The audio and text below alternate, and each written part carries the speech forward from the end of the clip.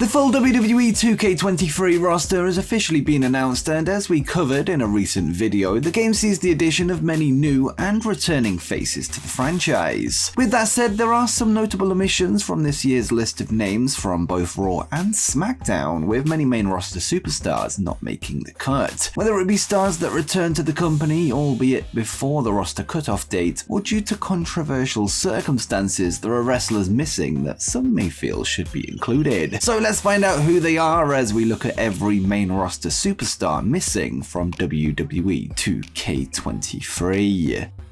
WWE have released hundreds of superstars in recent years, at least under the previous Vince McMahon regime, with many of them returning to the company under the guidance of Triple H, although for many, their return came just a little too late to be included in the initial roster for the game this year. 3 of those names are from the SmackDown faction Hit Row, namely B-Fab, Top Dollar, and Ashante the Adonis. Whilst former Hit Row member Isaiah Swerve Scott, the now Swerve Strickland in AEW, made his video game debut in WWE 2K23, the other members of Hit Row have yet to appear in the 2K franchise, and they may have to wait another year to be included. According to Top Dollar, Hit Row did have meetings with 2K prior to their initial release, with them originally in line to be DLC for 2K22, plans that can now be transferred to this year's DLC easily enough. In Maxine DUPRI's case, her admission isn't down to being released before ultimately returning like many in this list, although her short time with the company altogether is likely a factor. Having only made her NXT television debut in March 2022 under the name of Sophia Cromwell, her role as a manager on the Black and Gold brand kept her low down the priority list when it comes to this year's game. However, it was in July 2022 that saw that importance go up a notch when she replaced Max DUPRI, aka LA Knight, as the leader of Maximum Male Models, with her being a regular on the SmackDown brand ever since. Whilst her clients Marseille and Mansoir are on the 2K23 roster, they are currently without their director of talent MAXXINE, something that could potentially be fixed with DLC.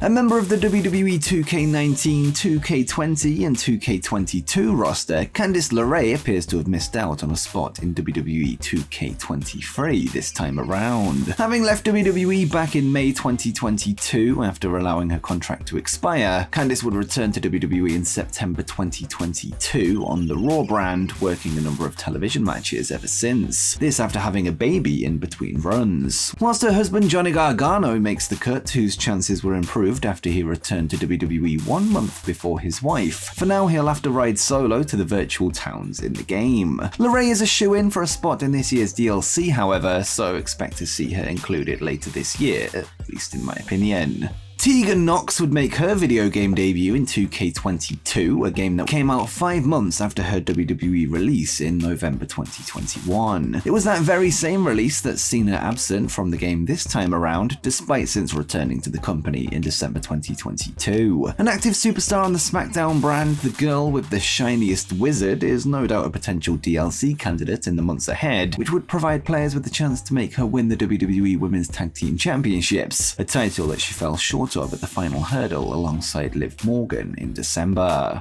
Former Riot Squad member Sarah Logan would exit WWE in April 2020 after being released from the company due to, quote, budget cuts, before she stepped away from the business altogether in order to have a baby with her husband Ray Monroe, better known as Eric of the Viking Raiders. After Triple H took over the creative reins of WWE, he would bring Logan back into the company to form a trio with the Viking Raiders in November 2022, with her now going by the name of Valhalla. As an active manager on the SmackDown roster, Valhalla could find herself on the game in the coming months as a downloadable character, although her lack of in-ring time could lead to 2K turning to other options. If they choose to go with her, it would be her 3rd ever WWE game appearance, with it being included in both 2K19 and 2K20. After he was released from WWE in August 2021, Bronson Reed would join Impact Wrestling and New Japan Pro Wrestling, hugely impressing during his time as an independent, especially across the Pacific, where he defeated New Japan's top star Kazuchika Okada in last year's G1 Climax. Having since returned to WWE in December 2022, he most recently qualified for the Elimination Chamber match for the United States Championship, which takes place this weekend as of this recording, a sign that Triple H sees Reed as a valuable stable player. A character model was found in WWE 2K23 last year, although he didn't make the final cut due to his release, something that could be rectified this time around as DLC for 2K23, which would be his video game debut.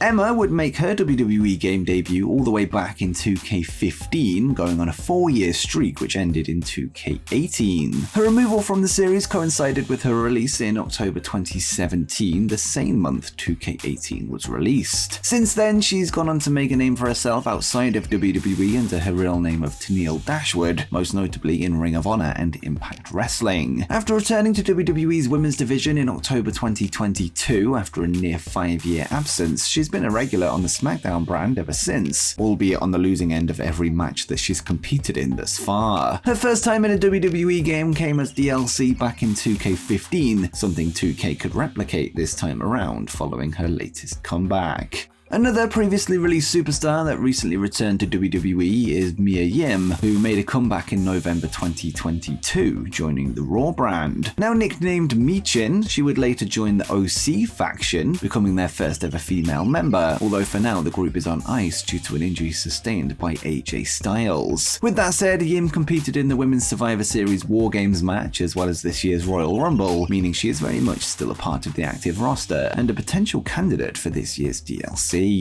And speaking of the OC, the Good Brothers are missing from this year's roster, leaving AJ Styles to fight his battles on his own this time around. Luke Gallows and Carl Anderson would be released from WWE early on in the pandemic in April 2020, before going on to sign for Impact Wrestling, whilst working matches for New Japan Pro Wrestling in the Bullet Club, whilst also wrestling for a short time in All Elite Wrestling. After runs with the Impact and IWGP Tag Team titles, the original club would be reunited on an episode of Monday Night Raw after AJ Styles sought backup in his fight with Finn Balor and the Judgment Day, with the timing likely opening up a spot in this year's DLC. And before we get to the rest of the video, I'd really appreciate it if you clicked that subscribe button down below as we try to build up WrestlePlanet gaming heading into the release of WWE 2K23 and AEW Fight Forever. So if you're a fan of wrestling games old and new, and whether you came from the main channel or you're completely new to my content, a subscription would really help me out. This next entry's absence will have management over at 2K shaking in their boots, with them no doubt set to receive a complaint from WWE's resident Karen. Chelsea Green would make her return to the company at this year's Royal Rumble before immediately being eliminated by eventual winner Rhea Ripley in just 5 seconds, a record low for the women's version of the match. Whilst a late January return makes it unlikely that she'll make her video game debut this time around, modders and Creation Suite specialists will no doubt be keen to recreate her likeness, or they might be on the end of some phone calls made from the Cardona Green household. Next, we have a superstar whose WWE status is up in the air, this after she walked out on the company in May 2022. Following a creative disagreement with management at the time, Naomi and Sasha Banks would walk into WWE Head of Talent Relation John Laurinaitis' office with their suitcase in hand, before placing the Tag Team Championship belts on his desk before leaving the building, this ahead of an episode of Monday Night Raw. Banks' contract has since expired, with her recently debuting in New Japan Pro Wrestling to confront